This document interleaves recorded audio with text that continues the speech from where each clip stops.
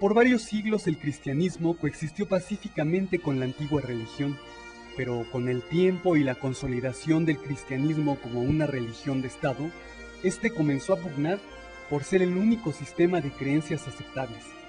Y esta posición no se manifestaba solamente en contra de los paganos, sino también respecto de otras religiones estructuradas como el judaísmo y el islam.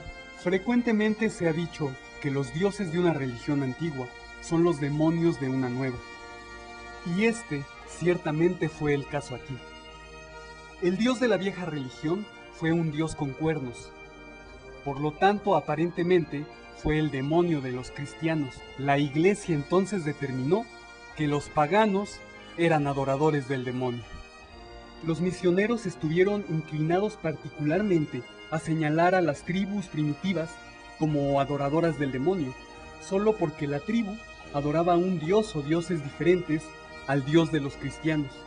No importaba que las personas fueran buenas o felices, y a menudo de una moral mejor y éticamente que la mayoría de los cristianos.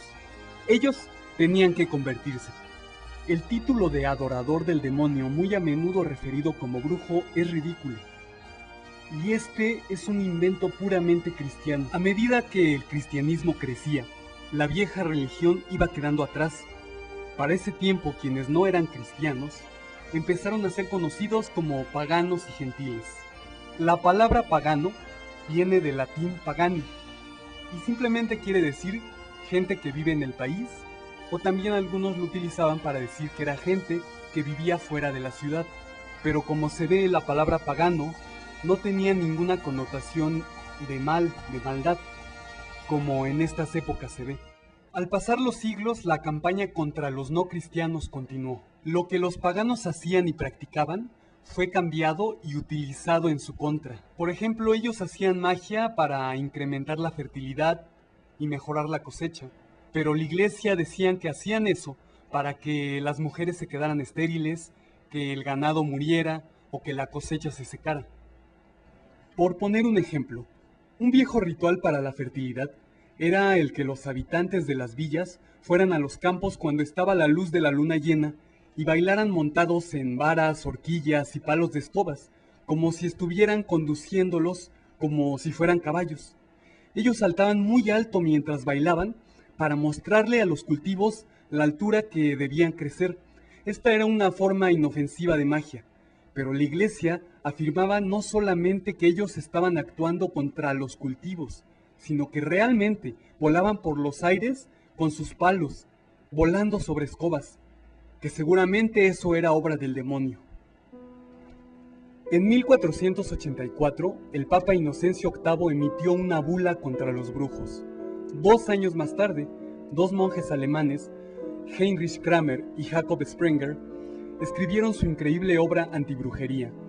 El libro se llamó Malleus Maleficarum, que quiere decir el martillo de brujas. En este libro se dieron instrucciones definitivas para la persecución de los brujos, desde cómo reconocer que una persona era bruja, ya sea por marcas o por rasgos, hasta métodos de tortura y de asesinato de personas que resultaran ciertamente ser brujas. Gradualmente, la histeria sembrada por Kramer y Sprenger empezó a difundirse y se extendió por todos lados, llegando hasta lugares inesperados, difundiéndose por toda Europa. Desde los primeros 300 años, el tema de las persecuciones fue terrible. La humanidad se había vuelto loca. Los habitantes de villas enteras donde se sospechaba que vivían brujos o brujas fueron enfrentados a la muerte con la consigna: destrúyanlos a todos, el Señor lo sabrá todo.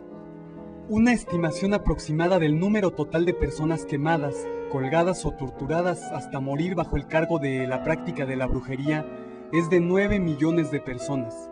Obviamente que no todas ellas eran seguidoras de la vieja religión. Esta fue una maravillosa oportunidad para deshacerse de alguien por el cual se sentía un profundo resentimiento.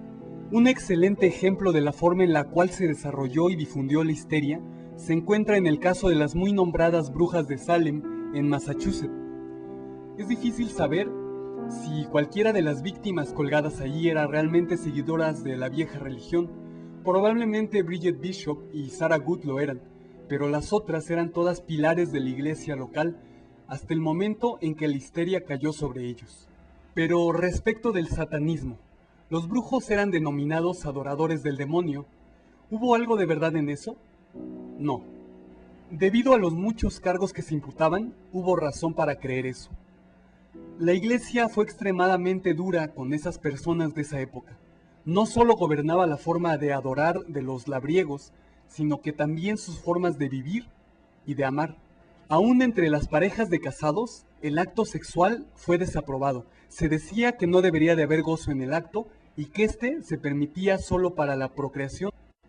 No es de sorprenderse que esto, junto con otras crueldades, ocasionó una rebelión, aunque clandestina. La gente, esta vez los cristianos, encontrando que muchas cosas no habían mejorado al rezarle al tan nombrado Dios del amor, decidió rezarle a su opositor. El cambio hacia el demonio tampoco les sirvió a los pobres labriegos, pero por lo menos les mostró su menosprecio por las autoridades al estar yendo contra lo establecido. A la Santa Iglesia no le llevó mucho tiempo darse cuenta de esta práctica y esta rebelión. El satanismo era anticristiano. La brujería era también considerada por la Iglesia anticristiana, por lo tanto, erróneamente es lo mismo.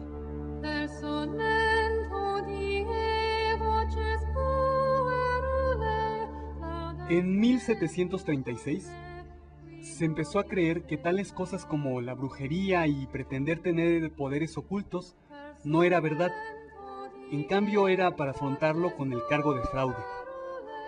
Al final del siglo XVII, los miembros que practicaban aún la antigua religión se habían refugiado en la clandestinidad.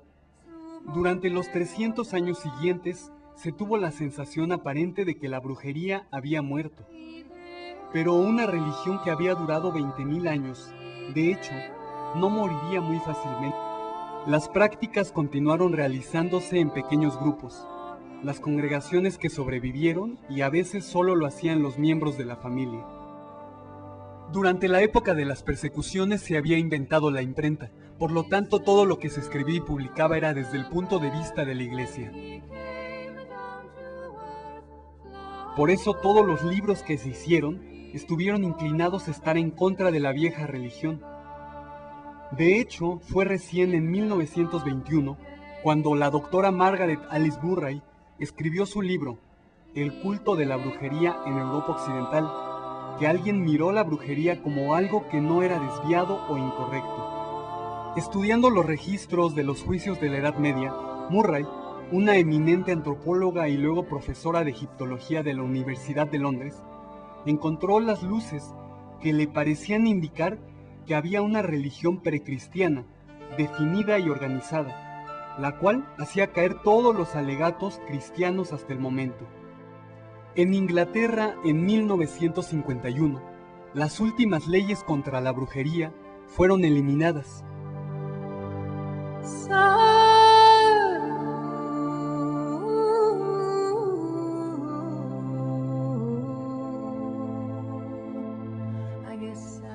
Y esto despejó el camino para que los brujos, aquellas personas que aún practicaban la antigua religión, hablaran. En 1954, el doctor Gerald Gardner, en su libro titulado La brujería de hoy, dijo: la teoría de Margaret Murray es verdadera.